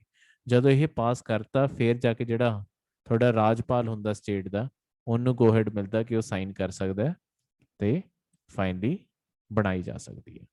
ਹੁਣ ਇਹਦੇ ਸਿਵਾ ਤੁਹਾਨੂੰ ਜਿਹੜੇ ਕੁਐਸਚਨ ਆ ਸਕਦੇ ਆ, ਜਿਵੇਂ ਪੀਸੀਐਸ ਪਹਿਲਾਂ ਲੈਂਗੁਏਜ ਆਫਿਸਰ ਦਾ ਵੀ ਆਇਆ ਹੋਇਆ, ਇਹ ਕਨਸਟੀਟਿਊਸ਼ਨ ਕਿੱਥੇ ਇਹਦੇ ਬਾਰੇ ਲਿਖਿਆ ਹੋਇਆ, ਇਹ ਜਿਹੜੀ ਥੋੜੀ ਕਨਸਟੀਟਿਊਸ਼ਨ ਧਾਰਾ 169 ਹੈ ਉਹਦੇ ਅੰਦਰ ਲਿਖਿਆ ਹੋਇਆ ਹੈ ਕਿ ਜੇ ਕਿਸੇ ਨੇ ਵਿਧਾਨ ਪਰਿਸ਼ਦ ਬਣਾਉਣੀ ਹੈ ਤਾਂ ਕਿਹੜੀ ਕਿਹੜੀ ਚੀਜ਼ ਹੋਊਗੀ। ਹੁਣ ਵਿਧਾਨ ਪਰਿਸ਼ਦ ਵਿੱਚ ਤੁਹਾਨੂੰ ਇਹ ਪੁੱਛਿਆ ਜਾ ਸਕਦਾ ਘੱਟੋ ਘੱਟ ਕਿੰਨੇ ਸਾਲ ਦੀ ਉਮਰ ਚਾਹੀਦੀ ਹੈ, ਬਾਕੀ ਰਿਕੁਆਇਰਮੈਂਟ ਵੀ ਸਾਰੀਆਂ ਇੱਥੇ ਲਿਖੀਆਂ ਹੋਈਆਂ, ਇਦਾਂ ਦੇ ਕੁਐਸਚਨ ਆ ਸਕਦੇ ਆ। ਹੁਣ ਵਿਧਾਨ ਸਭਾ 'ਚ ਕਿੰਨੀਆਂ ਸੀਟਾਂ ਹੁੰਦੀਆਂ, ਵਿਧਾਨ ਪਰਿਸ਼ਦ 'ਚ ਕਿੰਨੀ ਉਮਰ ਚਾਹੀਦੀ ਆ, ਵਿਧਾਨ ਸਭਾ ਵਿੱਚ 25 ਸਾਲ ਚਾਹੀਦੀ ਹੁੰਦੀ ਹੈ, ਵਿਧਾਨ ਪਰਿਸ਼ਦ 30 ਸਾਲ ਚਾਹੀਦੀ ਹੁੰਦੀ ਆ। ਇਹਦੇ ਇਲਾਵਾ ਤੁਹਾਡੇ ਕਿੰਨੀਆਂ ਸੀਟਾਂ ਹੁੰਦੀਆਂ ਵਿਧਾਨ ਪਰਿਸ਼ਦ ਵਿੱਚ, ਠੀਕ ਹੈ, ਵਿਧਾਨ ਪਰਿਸ਼ਦ 'ਚ ਘੱਟੋ ਘੱਟ 40 ਸੀਟਾਂ ਹੁੰਦੀਆਂ, ਠੀਕ ਹੈ, ਤੇ ਜ਼ਿਆਦਾ ਤੋਂ ਜ਼ਿਆਦਾ 1/3 ਜਿੰਨਾ ਤੁਹਾਡਾ ਵਿਧਾਨ ਸਭਾ ਵਿੱਚ ਸੀਗੀਆਂ ਉਹਦਾ 1/3, ਯਾਨੀ ਕਿ ਆਪਾਂ ਸਭਾ ਵਿੱਚ ਜੇ 300 ਸੀਟਾਂ ਲਗਾਈਏ ਤਾਂ ਜ਼ਿਆਦਾ ਤੋਂ ਜ਼ਿਆਦਾ ਪਰਿਸ਼ਦ ਵਿੱਚ 100 ਸੀਟਾਂ ਹੋ ਸਕਦੀਆਂ, ਇਹ ਤੋਂ ਜ਼ਿਆਦਾ ਸੀਟਾਂ ਨਹੀਂ ਹੋ ਸਕਦੀਆਂ, ਠੀਕ ਹੈ, ਪਰ 40 ਤੋਂ ਘੱਟ ਸੀਟਾਂ ਨਹੀਂ ਹੋ ਸਕਦੀਆਂ, ਠੀਕ ਹੈ। ਤਾਂ ਇਹ ਚੀਜ਼ ਪਹਿਲਾਂ ਹੀ ਕਨਸਟੀਟਿਊਸ਼ਨ 'ਚ ਲਿਖੀ ਹੋਈ ਹੈ। ਹੁਣ ਇਸ ਤੋਂ ਬਾਅਦ ਜਿਹੜੇ ਇਹਦੇ ਲੋਕੀ ਚੁਣੇ ਜਾਂਦੇ ਆ ਨਾ, ਹੁਣ ਮੈਂ ਤੁਹਾਨੂੰ ਦੱਸਿਆ ਕਿ ਡਾਇਰੈਕਟਲੀ ਜਿਵੇਂ ਰਾਜ ਸਭਾ ਦੇ ਲੋਕਾਂ ਨੂੰ ਵੀ ਆਪਾਂ ਨਹੀਂ ਚੁਣਦੇ, ਇੱਥੇ ਵੀ ਆਪਾਂ ਨਹੀਂ ਚੁਣਦੇ ਵਿਧਾਨ ਪਰਿਸ਼ਦ ਦੇ ਲੋਕਾਂ ਨੂੰ, ਮਤਲਬ ਜਿਹੜੀ ਸਟੇਟ 'ਚ ਬਣਾਈ ਵੀ ਜਾਂਦੀ ਹੈ ਉੱਥੋਂ ਦੀ ਸਟੇਟ ਦੇ ਲੋਕ ਨਹੀਂ ਚੁਣਦੇ ਵਿਧਾਨ ਪਰਿਸ਼ਦ ਨੂੰ, ਤਾਂ ਚੁਣਦਾ ਕੌਣ ਹੈ? ਦੇਖੋ, ਜਿਵੇਂ 1/3 ਲੋਕਾਂ ਨੂੰ ਜਿਹੜੇ ਤੁਹਾਡੇ ਨਗਰ ਪਾਲਿਕਾ ਦੇ ਲੋਕ ਹੈ ਉਹਨਾਂ ਦੇ ਅੰਦਰ ਜਿਹੜੇ ਚੁਣੇ ਗਏ ਲੋਕ ਆ, ਫਿਰ ਗ੍ਰਾਮ ਪੰਚਾਇਤ ਦੇ ਲੋਕ, ਇਦਾਂ ਦੇ ਲੋਕ ਉਹ ਚੁਣਦੇ ਆ, ਫਿਰ 1/3 ਨੂੰ ਜਿਹੜੇ ਵਿਧਾਨ ਸਭਾ ਦੇ ਤੁਹਾਡੇ ਲੋਕ ਹੈ ਉਹ ਚੁਣ ਦਿੰਦੇ ਆ, ਠੀਕ ਹੈ। ਫਿਰ 6ਵਾਂ ਹਿੱਸਾ ਜਿਹੜੇ ਤੁਹਾਡੇ ਵਿਗਿਆਨਿਕ ਜਾਂ ਕਲਾਵਾਂ ਜਾਂ ਕਿਸੇ ਵੀ ਚੀਜ਼ ਮਾਹਿਰ ਲੋਕ ਹੈ, ਇਹਨਾਂ ਨੂੰ ਤੁਹਾਡਾ ਰਾਜਪਾਲ ਜਿਹੜਾ ਗਵਰਨਰ ਹੈ ਉਹ ਚੁਣ ਕੇ ਭੇਜ ਸਕਦਾ। ਇਦਾਂ ਦੇ ਹਿੱਸਿਆਂ ਵਿੱਚ ਨੇ ਵੰਡੇ ਪਏ, ਤੁਹਾਨੂੰ ਇਹ ਪੇਪਰ ਲਈ ਯਾਦ ਕਰਨੇ ਜ਼ਰੂਰੀ ਹੈ ਕਿ ਕਿਹੜੇ ਹਿੱਸੇ ਵਿੱਚ ਕਿੰਨਾ ਮਿਲੇਗਾ, ਠੀਕ ਹੈ। 12ਵਾਂ ਹਿੱਸਾ ਕੀਤਾ ਹੋਇਆ ਤਾਂ ਇਹ ਟੋਟਲ ਕਰਕੇ ਹਾਊਸ ਇਦਾਂ ਆਪਣਾ ਬਣਦਾ ਹੈ। ਕਲੀਅਰ ਹੈ? ਹੁਣ ਨੈਕਸਟ ਜਿਹੜਾ ਕਰੰਟ ਅਫੇਅਰ ਹੈ ਉਹ ਹੈਗਾ ਤੁਹਾਡਾ 23ਵਾਂ ਜਿਹੜਾ ਜ਼ਿਲ੍ਹਾ ਪੰਜਾਬ ਦਾ ਬਣਿਆ ਮਲੇਰਕੋਟਲਾ। ਪਹਿਲਾ ਕੁਐਸਚਨ ਤਾਂ ਇਹੀ ਆ ਸਕਦਾ ਹੈ ਕਿ ਪੰਜਾਬ 'ਚ ਕਿੰਨੇ ਜ਼ਿਲ੍ਹੇ ਹੈ ਤੇ ਆਖਰੀ ਜ਼ਿਲ੍ਹਾ ਕਿਹੜਾ ਬਣਿਆ, ਫਿਲਹਾਲ ਲਈ ਮਲੇਰਕੋਟਲਾ ਬਣਿਆ। ਤੇ ਇਹਦੇ ਅੰਦਰ ਜਿਹੜਾ ਕਰੰਟ ਅਫੇਅਰ ਹੈ ਇਹ ਬੇਸਿਕਲੀ ਕੰਟਰੋਵਰਸੀ ਬਣ ਗਈ ਇਹਦੇ ਉੱਤੇ, ਕਿਉਂਕਿ ਤੁਹਾਡੇ ਪੰਜਾਬ ਦੇ ਸੀਐਮ ਨੇ ਅਨਾਉਂਸ ਕੀਤਾ, ਤੁਹਾਡੇ ਯੂਪੀ ਦੇ ਸੀਐਮ ਜਿਹੜੇ ਯੋਗੀ ਆ ਉਹਨਾਂ ਨੇ ਇਹਦੇ ਅਗੇਂਸਟ ਇੱਕ ਟਵੀਟ ਕਰਤਾ ਸੀ, ਫਿਰ ਤੁਹਾਡੇ ਪੰਜਾਬ ਦੇ ਚੀਫ ਮਿਨਿਸਟਰ ਨੇ ਟਵੀਟ ਕੀਤਾ, ਉਹਦੇ ਕਾਰਨ ਇਹ ਹੁਣ ਖਬਰ ਬਣ ਗਈ ਹੈ ਕਿ ਮਤਲਬ ਆਪਣੇ ਲਈ ਪੇਪਰ ਲਈ ਇਹ ਚੀਜ਼ ਜ਼ਰੂਰੀ ਬਣ ਗਈ ਹੈ ਕਿ ਜ਼ਿਲ੍ਹੇ ਬਣਦੇ ਕਿੱਦਾਂ, ਉਹਨਾਂ ਦੀ ਸਿਰਜਣਾ ਹੁੰਦੀ ਕਿੱਦਾਂ। ਦੇਖੋ, ਜਿਹੜਾ ਜ਼ਿਲ੍ਹੇ ਬਣਾਉਣ ਦੀ ਪਾਵਰ ਹੈ, ਜ਼ਿਲ੍ਹਿਆਂ ਦੀ ਜਿਹੜੀ ਬਾਉਂਡਰੀ ਸੈੱਟ ਕਰਨ ਦੀ ਪਾਵਰ ਹੈ, ਇਹ ਸਾਰੀ ਦੀ ਸਾਰੀ ਤੁਹਾਡੀ ਰਾਜ ਸਰਕਾਰਾਂ ਕੋਲ ਹੀ ਹੈ। ਰਾਜ ਸਰਕਾਰ ਜਿੱਦਾਂ ਬਣਾਉਣਾ ਚਾਹਣ ਉਦਾਂ ਕੋਈ ਵੀ ਜ਼ਿਲ੍ਹੇ ਨੂੰ ਬਣਾ ਸਕਦੀ ਹੈ। ਬਸ ਇੱਕ ਜਗ੍ਹਾ ਤੇ ਕੇਂਦਰੀ ਸਰਕਾਰ ਦਾ ਕੋਈ ਰੋਲ ਨਹੀਂ ਇਹਦੇ ਅੰਦਰ। ਜਦੋਂ ਸਟੇਟ ਬਣਾਉਣੀ ਹੁੰਦੀ ਨਾ, ਕੋਈ ਨਵੀਂ ਸਟੇਟ ਬਣਾਉਣੀ ਹੈ, ਕੋਈ ਨਵਾਂ ਰਾਜ ਬਣਾਉਣਾ ਹੈ, ਉਹ ਹਮੇਸ਼ਾ ਤੁਹਾਡੀ ਸੰਸਦ ਹੀ ਬਣਾਉਂਦੀ ਹੈ, ਤੁਹਾਡੀ ਹਮੇਸ਼ਾ ਕੇਂਦਰ ਦੀ ਸਰਕਾਰ ਹੀ ਬਣਾਉਂਦੀ ਹੈ। ਪਰ ਜਦੋਂ ਡਿਸਟ੍ਰਿਕਟ ਬਣਾਉਣਾ ਹੈ, ਜਿਹੜਾ ਜ਼ਿਲ੍ਹਾ ਬਣਾਉਣਾ ਹੈ, ਉਹ ਹਮੇਸ਼ਾ ਤੁਹਾਡੀ ਰਾਜ ਸਰਕਾਰ ਹੀ ਬਣਾਊਗੀ, ਠੀਕ ਹੈ। ਤੁਹਾਡੇ ਇੰਡੀਆ 'ਚ 2011 ਦੇ ਮੁਤਾਬਿਕ ਭਾਰਤ ਦੇ ਅੰਦਰ 593 ਜ਼ਿਲ੍ਹੇ ਆ, ਠੀਕ ਹੈ, ਤੇ ਉਦੋਂ ਦਾ ਟਾਈਮ ਵੱਧ ਗਿਆ, ਹੁਣ 2021 'ਚ ਆਪਣਾ ਸੈਂਸਸ ਆਉਣਾ, ਜਨਗਣਨਾ ਹਜੇ ਹੋਣੀ ਹੈ, ਠੀਕ ਹੈ, ਪਰ 718 ਦੇ ਕਰੀਬ ਜ਼ਿਲ੍ਹੇ ਮੰਨੇ ਜਾ ਰਹੇ ਆ, ਮਤਲਬ ਜਿਹੜੇ ਗਵਰਨਮੈਂਟ ਦਾ ਹਜੇ ਰਿਕਾਰਡ ਹੈ, ਪਰ ਐਗਜ਼ੈਕਟ ਫਿਗਰ ਜਿਹੜੀ ਹੈਗੀ ਹੈ ਕਰੈਕਟ ਹੋ ਕੇ ਕੁਝ ਵੀ ਕਰਨ ਵਾਲੀ ਹੈ ਉਸ ਟਾਈਮ ਆਊਗੀ। ਕਲੀਅਰ ਹੈ? ਆਖਰੀ ਜਿਹੜਾ ਕਰੰਟ ਅਫੇਅਰ ਹੈਗਾ ਉਹ ਹੈਗਾ ਟੈਲੀਮੈਡੀਸਨ ਬਾਰੇ। ਦੇਖੋ, ਟੈਲੀਮੈਡੀਸਨ ਇਹ ਹੈਗਾ ਤੁਹਾਡੇ ਇੰਟਰਨੈਟ ਦੇ ਥਰੂ ਲੋਕਾਂ ਨੂੰ ਤੁਹਾਡੇ ਡਾਕਟਰਾਂ ਨਾਲ ਕਨੈਕਟ ਕਰਨ ਦਾ ਇਨੀਸ਼ੀਏਟਿਵ। ਹੁਣ ਆਪਾਂ ਦੇਖਦੇ ਹਾਂ ਕਿ ਜਿਵੇਂ ਪਿੰਡਾਂ ਵਿੱਚ ਨਾ ਚੰਗੇ ਕੋਈ ਤੁਹਾਡੇ ਹੈਲਥ ਸੈਂਟਰ ਆਪਣੇ ਬਣੇ ਹੋਏ ਆ, ਠੀਕ ਹੈ, ਨਾ ਉੱਥੇ ਕੋਈ ਚੰਗੇ ਡਾਕਟਰ ਹੈਗੇ ਆ, ਨਾ ਕੋਈ ਹਸਪਤਾਲ ਹੈਗੇ ਆ, ਨਾ ਕੁਝ ਹੈਗੇ ਆ। ਤਾਂ ਹਰ ਬਿਮਾਰੀ ਲਈ ਲੋਕਾਂ ਨੂੰ ਸ਼ਹਿਰ ਜਾਣਾ ਪੈਂਦਾ, ਤਾਂ ਸ਼ਹਿਰ ਜਾਣ ਦਾ ਖਰਚਾ, ਉਸ ਤੋਂ ਬਾਅਦ ਸੜਕਾਂ ਨਾ ਹੋਣ ਚੰਗੀਆਂ, ਉਹਦੇ ਕਾਰਨ ਪ੍ਰੋਬਲਮ ਆ ਸਕਦੀ ਹੈ।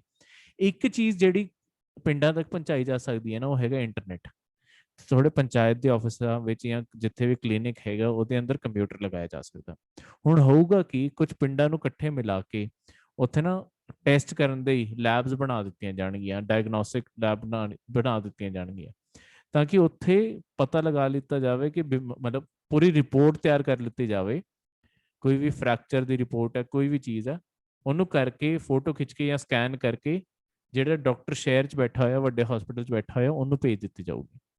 ਉਸ ਤੋਂ ਬਾਅਦ ਉਹ ਡਾਕਟਰ ਸਾਰੀ ਰਿਪੋਰਟ ਪੜ੍ਹ ਕੇ, ਜਿਹੜਾ ਕੋਈ ਵੀ ਮਰੀਜ਼ ਆ ਉਹਦੇ ਨਾਲ ਵੀਡੀਓ ਕਾਲ ਤੇ ਆਨਲਾਈਨ ਆ ਜਾਊਗਾ, ਉਹਦੇ ਨਾਲ ਪੂਰੀ ਦੀ ਪੂਰੀ ਗੱਲ ਕਰਕੇ ਤੇ ਜੋ ਵੀ ਇਲਾਜ ਦੱਸਣਾ, ਕੁਝ ਵੀ ਕਰਾਉਣਾ, ਉਹਨੂੰ ਉੱਥੇ ਬੈਠੇ ਬੈਠੇ ਹੀ ਪਿੰਡਾਂ 'ਚ ਗਾਈਡ ਕਰ ਸਕਦਾ। ਇਹਦੇ ਨਾਲ ਫਾਇਦਾ ਹੋਊਗਾ ਕਿ ਛੋਟੀ ਮੋਟੀ ਬਿਮਾਰੀ ਲਈ ਜਾਂ ਛੋਟੇ ਮੋਟੇ ਚੈੱਕਅਪ ਲਈ ਲੋਕਾਂ ਨੂੰ ਸ਼ਹਿਰਾਂ 'ਚ ਨਹੀਂ ਆਉਣਾ ਪੈਣਾ, ਤਾਂ ਉਹ ਜਿਹੜਾ ਖਰਚਾ ਹੋ ਰਿਹਾ ਸੀ ਉਹ ਸਭ ਕੁਝ ਬਚ ਜਾਊਗਾ। ਤਾਂ ਇਸ ਸਾਰੀ ਚੀਜ਼ਾਂ ਦਾ ਫਾਇਦਾ ਇਸ ਚੀਜ਼ ਨਾਲ ਹੈਗਾ। ਤਾਂ ਕੋਈ ਵੀ ਡਾਊਟ ਕਿਸੇ ਨੂੰ ਤਾਂ ਪੁੱਛ ਲਿਓ। ਇਹ ਸੀਗੇ ਤੁਹਾਡੇ ਅੱਜ ਦੇ ਕਰੰਟ ਅਫੇਅਰ।